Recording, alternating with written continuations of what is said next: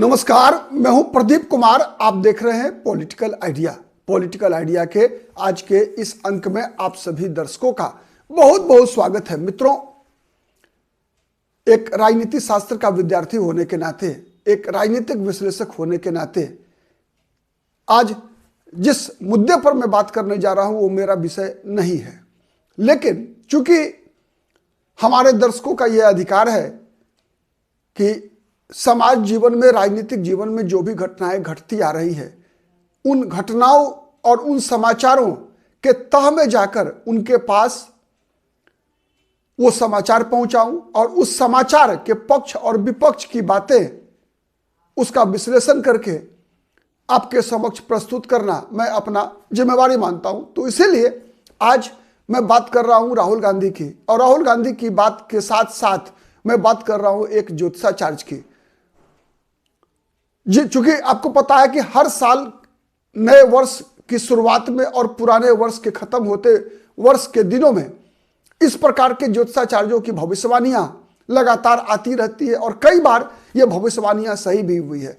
न केवल भविष्यवाणियां सही हुई है, कई ज्योतिषाचार्य अपनी राष्ट्रीय स्तर पर, राज्य स्तर पर अपनी एक बेहतर पहचान भी बना चुके हैं। वहीं कई राजनेताओं के भी बड़े बड़े ज्योतिषाचार्यों के साथ संबंध रहे हैं। इसका प्रत्यक्ष उदाहरण हमारे राजनीतिक इतिहास में मिलता है, जब पूर्व प्रधानमंत्री इंदिरा गांधी का संबंध धीरेन्द्र ब्रह्मचारी से बताया जाता था। बिहार के ही रहने वाले थे धीरेन्द्र ब्रह्मचारी, और उनका धीरेन्द्र ब्रह्मचारी के अनुमानों और आकलनों का असर कई इंदिरा गांधी के फैसलों पर भी दिखता था, और इस बात को स्वीकार भी इंदिरा गांधी करती थी और धीरेन्द्र ब्रह्मचारी भी उस बात का दावा किया करते थे। उसके बाद एक समय आया जब पीवी नरसिम्हा राव के शासनकाल, चंद्रशेखर का दौर, प्रधानमंत्री के रूप में पीवी नरसिम्हा राव का दौर, वह दौर आया जब एन चंद्रास्वामी का नाम आपने सुना होगा, हवाला कांड में भी नाम आया था। और ये चंद्रास्वामी दोनों प्रधानमंत्रियों के गुरु माने जाते थे, ठीक है, पीवी नरसिम्हा राव के भी और चंद्रशेखर के भी, दोनों अलग अलग दलों में, फिर भी एक ही गुरु। ऐसे कई उदाहरण है और कई ऐसे ज्योतिषाचार्य रहे हैं जिनका संबंध प्रधानमंत्री अटल बिहारी वाजपेयी के साथ भी रहा। हाँ, ज्योतिषाचार्यों से प्रधानमंत्री नरेंद्र मोदी की दूरी दिखती है, हाँ, लेकिन साधु महात्माओं के प्रति नरेंद्र मोदी का भी विश्वास काफी अधिक है। इस बात के प्रत्यक्ष प्रमाण कई बार हम लोगों के समक्ष उपस्थित हुए हैं। अब इस 2025 वर्ष के अंत में, जब 2026 अब सीमा एकदम मुहाने पे खड़ा है, तब राहुल गांधी के बारे में, राहुल गांधी के प्रधानमंत्री बनने के बारे में दो प्रमुख ज्योतिषाचार्यों ने भविष्यवाणी की है, जिसके अनुसार राहुल गांधी का 110% भारत का प्रधानमंत्री बनना तय है।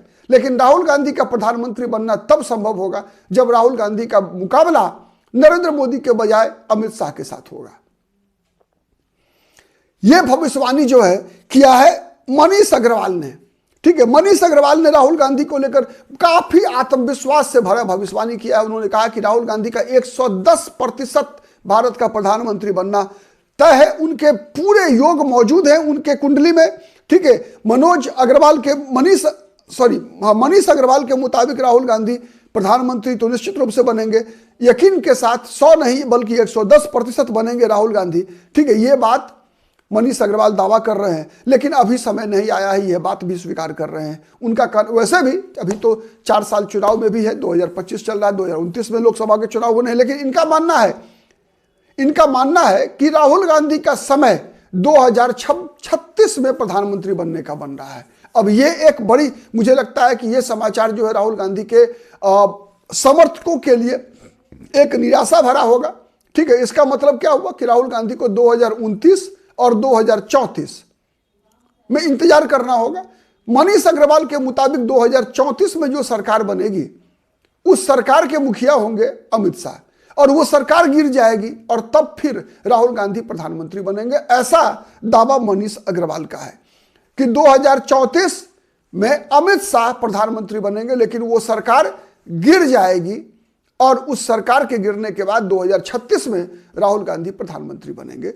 ये बातें बता रहे हैं मनीष अग्रवाल, और उसके बाद फिर राहुल गांधी जो है का शासन निर्बाध चलेगा देश में।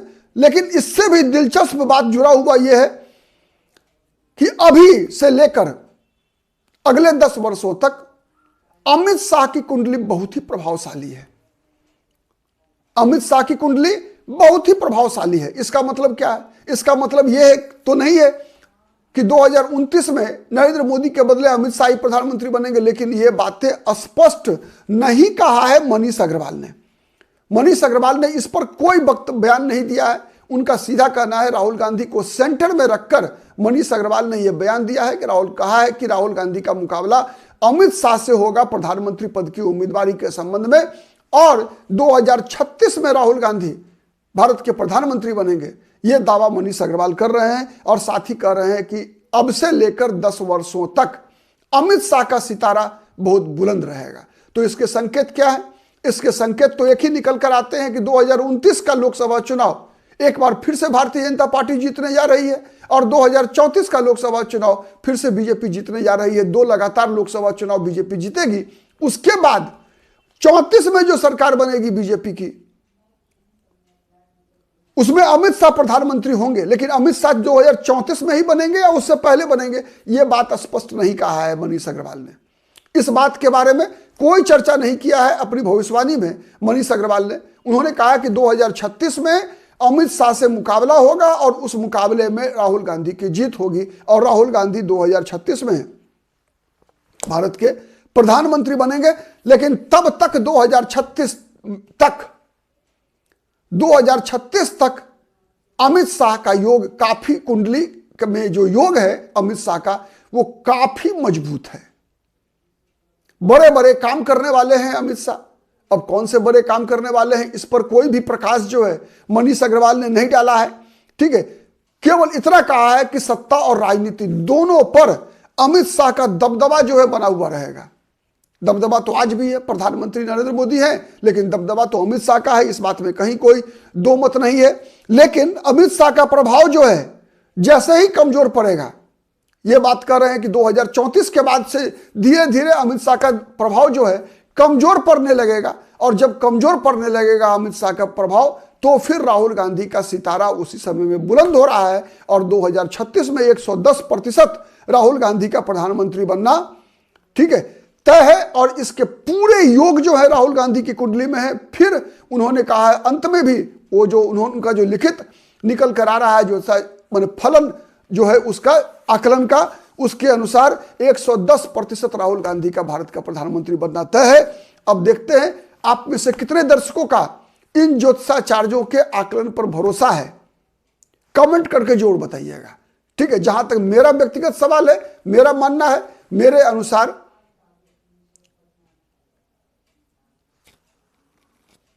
ज्योतिषाचार्य की बातों पर मेरा भरोसा नहीं है। आप कितना भरोसा करते हैं, कमेंट करके जरूर बताइएगा। आज के लिए इतना ही, बहुत बहुत धन्यवाद। नमस्कार, जय हिंद, जय भारत।